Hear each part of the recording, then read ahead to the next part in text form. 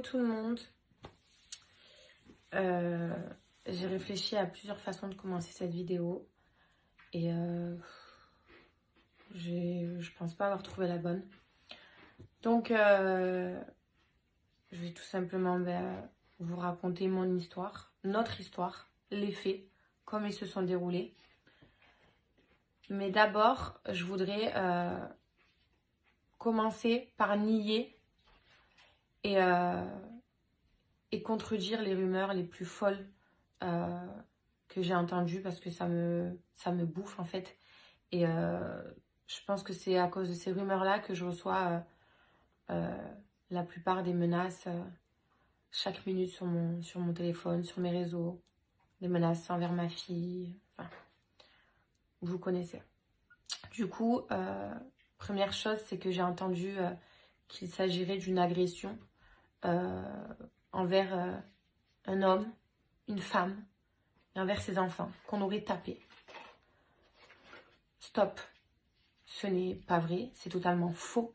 Et ce n'est même pas de ça dont nous sommes accusés. D'accord? Donc vous mettez de côté, vous enlevez la femme et les enfants, s'il vous plaît.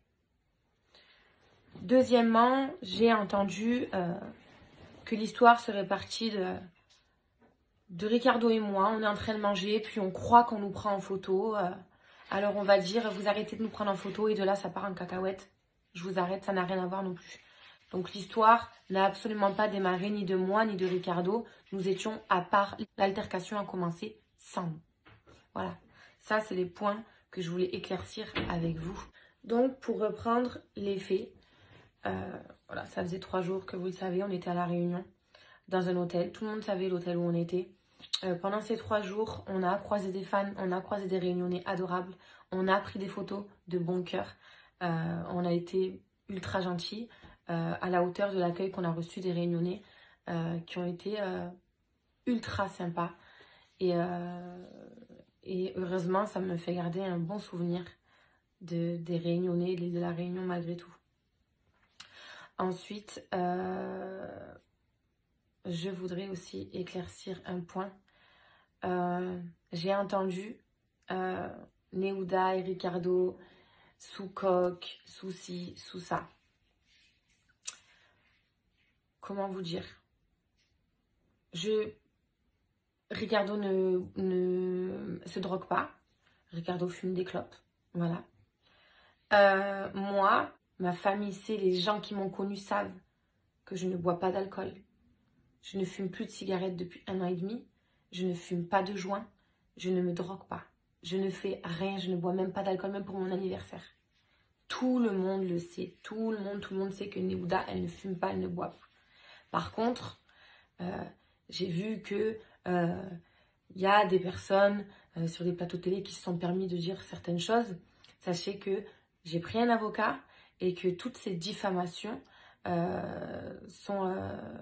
ont été actées et les plaintes vont être déposées. Parce que je ne laisserai pas les gens me salir. Ensuite, avant aussi de continuer l'histoire, je voulais vous expliquer pourquoi j'ai décidé de parler face à mon téléphone sans personne autour plutôt que d'aller sur un plateau ou d'aller dans les médias. C'est que une fois de plus, les médias, les plateaux télé ne nous ont laissé aucune chance et n'ont absolument pas respecté la présomption d'innocence. Alors je me voyais mal aller sur un plateau et me sentir à l'aise face à ces mêmes personnes qui nous ont enfoncés dès le début et qui nous ont laissé aucune chance. C'est vrai que Ricardo et moi, on est les coupables idéaux. Je vais sûrement pas vous contredire. Mais c'est pas pour autant que nous sommes coupables. J'ai une mauvaise expérience en France avec la télé, etc. J'ai une mauvaise réputation. Mais putain, je vais vous prouver qu'on n'est pas des monstres. Et nous ne sommes pas des monstres. Absolument pas. Alors, pour continuer l'histoire. Donc, ça faisait 3 jours qu'on était à La Réunion. Tout s'est super bien passé. Dimanche midi, on s'est réunis pour aller manger comme à notre habitude. Il y a une grande terrasse. Et une petite extrémité de la terrasse est séparée par une baie vitrée qui est fumée, donc on ne peut pas voir à travers. Ricardo, mon papa, Laïa et moi, on a l'habitude de se mettre ici, comme ça on est à l'écart, personne ne nous voit, et comme ça on n'est absolument pas stressé de savoir qui pourrait prendre ma fille en photo ou non. Voilà. On a amené notre fille, c'est à nous de la protéger et c'est à nous de faire en sorte de s'éloigner un petit peu des foules et des téléphones, ce qui est normal. Et ce jour-là, on n'a eu aucun souci par rapport à ça. Johanna, la nounou, qui s'occupe uniquement des candidats des anges et qui ne s'occupe absolument pas de ma fille, ça a été dit, mais c'est absolument faux. C'est une personne qui travaille avec la production. Elle était en train de manger avec 3 candidats. À la fin de leur repas, je suppose, elle vient me voir et elle me dit, écoute, Nouda, Rika, moi je vais monter en haut, je vais raccompagner les garçons et ensuite je vais descendre vous voir. Donc on attend notre repas, on n'avait pas encore commencé à manger, on attend notre repas. Et puis là, j'ai un laps de temps de quelques minutes, j'entends, parce que je ne vois pas ce qui se passe dans l'autre partie de la terrasse, des applaudissements et 2 voix d'hommes en train de crier. Mon papa, ma fille et Ricardo ne bougent pas. Et moi, je décide juste de me lever, parce que je me dis quand même c'est bizarre, et d'aller voir. Et là, je vois Johanna, donc qui doit faire entre 1m60 et 1m65, ma petite Johanna, je l'aime trop en plus, qui se fait agresser d'une agressivité au départ sans violence, mais agressivité quand même, qui se fait agresser et elle ne pouvait même pas répondre puisqu'elle ne pouvait tout simplement pas en placer une. Donc j'entendais mais de toute façon t'es moche, qu'est-ce que tu veux, qu'est-ce que tu viens me prendre la tête, tu crois que je suis qui, tu sais pas qui je suis ici, cassez-vous, on vous veut pas ici, nanana. On vous veut pas ici, nanana, tu t'adresses pas juste à Johanna là, là t'es en train de parler t'es en train de parler des anges en fait, tout simplement. Et moi ce qui me choque c'est le fait qu'elle est assez petite, c'est une femme et il y a 2 hommes qui sont en train de lui crier dessus, en train de la rabaisser plus ses applaudissements. Donc, je me permets d'y aller et de me dire, mais stop, arrêtez de lui crier dessus. En fait, ça va pas te crier comme ça sur une femme. C'est pas possible. On parle pas comme ça à une femme, en fait. Et à mon tour, je me fais allumer. Et ça repart de plus belle. Mais vous croyez où? Mais on s'en fout de vous, etc. Qu'est-ce on s'en fout de vos photos? Moi, pour le coup, je savais pas que ça parlait de photos parce que j'étais pas là au début. Donc, je savais même pas pourquoi l'altercation avait commencé. De là, un groupe de filles, pendant l'altercation, Ricardo était toujours avec ma fille à table, il n'était absolument pas là, il y a juste mon papa qui s'est levé, parce que mon père, forcément, c'est la première personne qui a envie de me protéger. Donc il est venu juste parce qu'il a vu que je suis partie, il a dit je ne vais pas la laisser partir seule. Donc de là, les hommes qui crient, moi sur le côté, une table de filles m'appelle, me dit Néouda, je dis oui. Elle me dit écoute, elle me dit la fille elle est venue nous voir, elle nous a prévenus pour les photos, etc. Je suis désolée mais nous on n'est pas des sauvages en fait. Si on a envie de prendre une photo on va vous demander gentiment, on va pas venir vous la voler, on va pas venir la voler, donc je vois pas pourquoi elle vient nous voir, etc. Donc en gros je comprends que ils auraient mal pris que la nounou est allée les voir en leur disant écoutez faites attention pour les photos s'il vous plaît les diffusez pas, etc. Faut pas les diffuser si vous en prenez.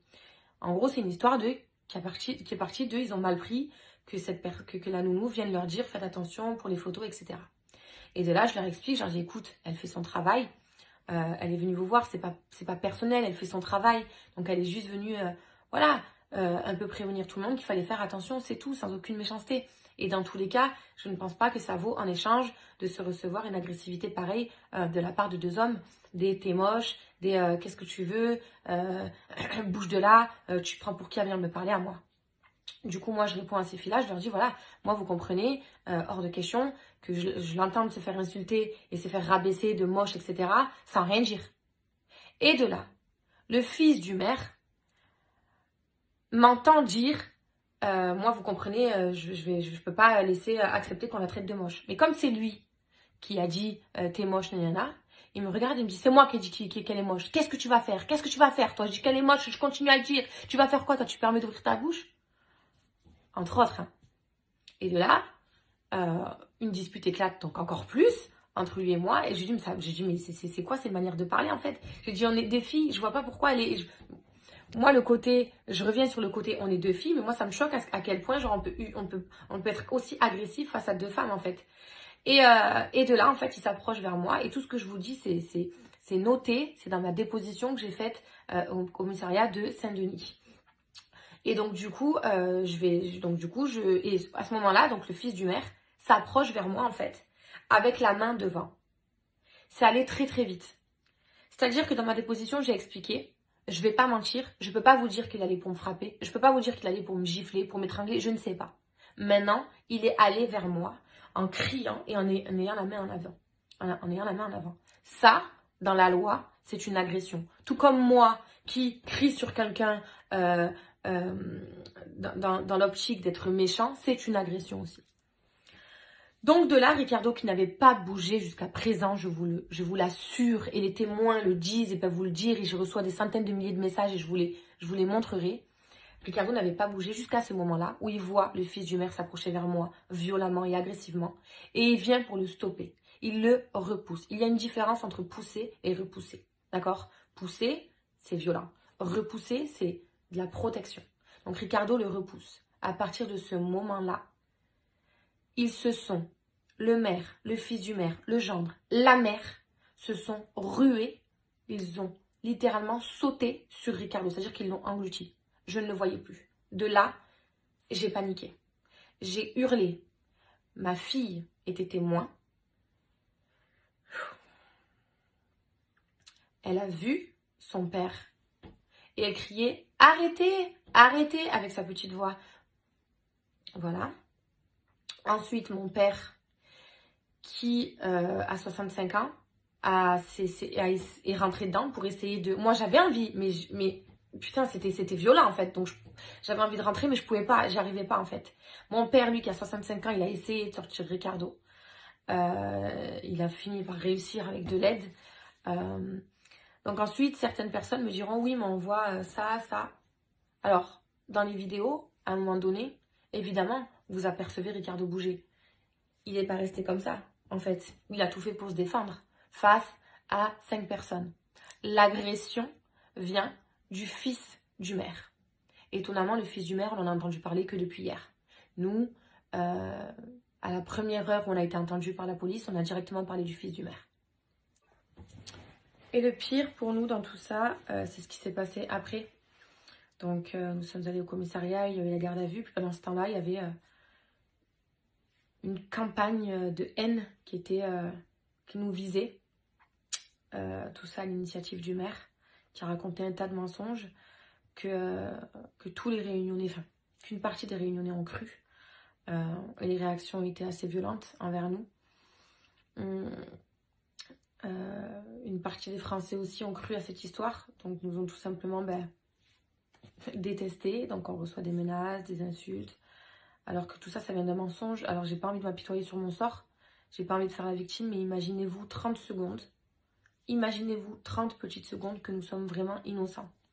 Mettez-vous à notre place et imaginez-vous comme c'est dur, d'encore une fois, porter la casquette du monstre.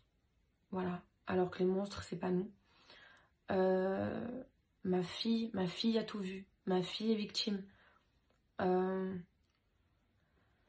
Enfin, tout ça, ça va être réglé. Ça va être réglé en justice. Mais tout ça, ça laisse des traces. Parce qu'encore une fois, on a mis du temps, Ricardo et moi, à se protéger. On a pris le recul qu'il fallait. Ça faisait 4 ans qu'on ne se montrait plus. Et là, c'est reparti. On est heureux dans les histoires sombres, etc. Alors qu'on n'a rien demandé. Maintenant, je voulais quand même aussi remercier toutes les personnes qui nous ont soutenus. Je voulais aussi remercier Valentin, Wassim, tous les comptes télé qui nous ont soutenus, qui ont mené des investigations, qui ont payé en plus. Donc, merci beaucoup. Et voilà, il était important pour moi de rétablir la vérité. J'aimerais que vous me croyiez. J'aimerais avoir votre soutien pour une fois. J'aimerais juste de la solidarité parce que je vous jure qu'on n'y est pour rien. Et ne croyez pas tout ce qui se dit. La vérité est en train de sortir. Et les personnes coupables seront condamnées. J'y crois et on fera tout pour. En tout cas, on est soutenus, on est aidés, on est accompagnés. Et on est ensemble, on se soutient. C'était important pour moi de rétablir ma vérité et la seule vérité.